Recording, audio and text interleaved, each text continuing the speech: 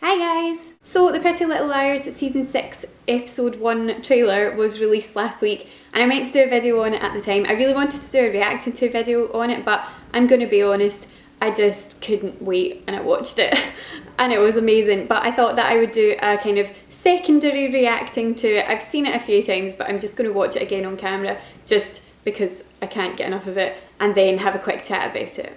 It's 3 weeks until the new season starts. I can't even believe it. And I'm so relieved and excited because I need to know what happens next. So let's just have a little look at this premiere trailer and react to it again and then have a chat about it. I mean, it's terrifying.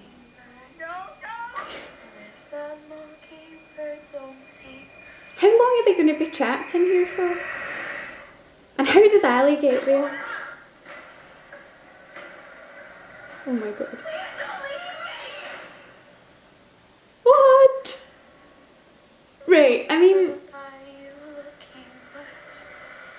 Oh. So, that's intense. I sent a link to this to Roisin the other day because I had seen it and I was like, what? So I sent the link to her and we were just saying, like, see if you hadn't seen Pretty Little Liars, like the previous 5 seasons, if you just watched that, you would not, it would seem like a much more, I was going to say much more scary programme than it actually is. It is incredibly creepy, but if I watched that as a trailer for a film, I would expect that film to have like quite a high certification. And this is a show on ABC Family, which I still can't really get my head around because some of the things that happen in it should not be watched by children. And I know that children probably aren't watching it, but just, I mean, really, it's insane. So evidently we're going to spend some more time trapped in this house, which I think we all knew. We had been told sort of by the producers and the writers at the end of season 5 that for the first, I think, couple of episodes at least, we are still in this dollhouse.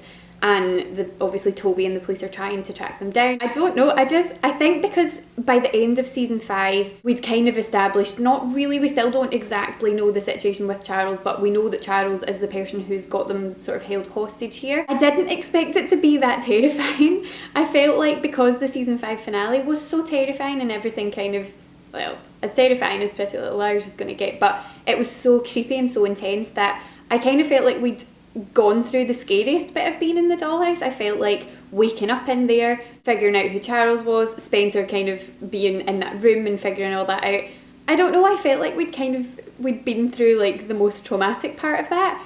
Clearly trauma hasn't even begun when it comes to this. I'm really intrigued to see how Ali's going to get here. And Ali has also had a haircut. Is that just a post-jail thing? I don't know. But I'm really intrigued to see what happens there. And also, does anyone know, see the person, I'm going to listen to this again.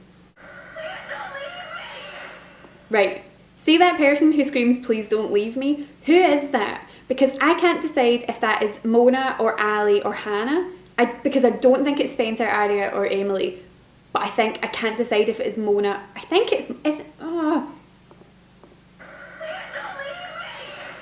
I think it's Ali. Is that Ali? I don't know. If you can figure out who that is that screams please don't leave me, then leave it in a comment below because I would love to know your thoughts on that. I am excited for this. I cannot wait now for the 2nd of June to find out what's actually now happening. I haven't really read too many spoilers for the rest of the season. There's bits and pieces that I've stumbled across, but mainly I've been looking into kind of like fan theories of who Charles could be. I think the 2 most popular that I have read so far, if you don't want to hear this, actually I'm just going to stop this right now and just say I'm going to have a very quick chat about a couple of theories that I've heard, and if you don't want to hear them then just cut this video off now, and thank you very much for watching. So if you didn't cut the video off, woohoo, great, we can continue to talk about it, but I think the 2 most common people who I have read, people having the theory that they are Charles, are Andrew and Ren. I feel like Ren doesn't make all that much sense. There are a lot of reasons to me that it doesn't make sense. I think what people are clutching at in terms of Ren is that one line in season 3 when he said that he's been trying to understand mental illness his whole life, and a lot of people have kind of clutched onto that, and I understand why, because it did seem like an important line, like there was no real need for him to say that, and it's never really been explained as to why that came up, so that's interesting. And also he has been in it since season 1, and apparently the person who is Charles we've known since season 1. And then the other person is Andrew, and obviously I think that's because so much has happened with Andrew towards the end of season 5. All of a sudden, we didn't really see much of him before that, but towards the end of the season he seemed to become more important. So I think that those are the reasons that people are really kind of clutching at those two. But I don't know, I still don't know what to think. In terms of the Jason twin situation, it does seem to make sense, but in terms of Pretty Little Liars, you never know what is going to happen next. So I am so excited. So if you're as excited as I am for the season 6 premiere, let me know in the comments down below. Let me know what you thought of the trailer, because I just think it's amazing. So thank you so much for watching, guys. I hope that you're having a great day, and I will speak to you again soon. Bye. Because that would explain why Mrs. De Laurentiis was going to Radley. But no, she was also on the board. And why is Bethany involved? Oh, there's too many unanswered questions.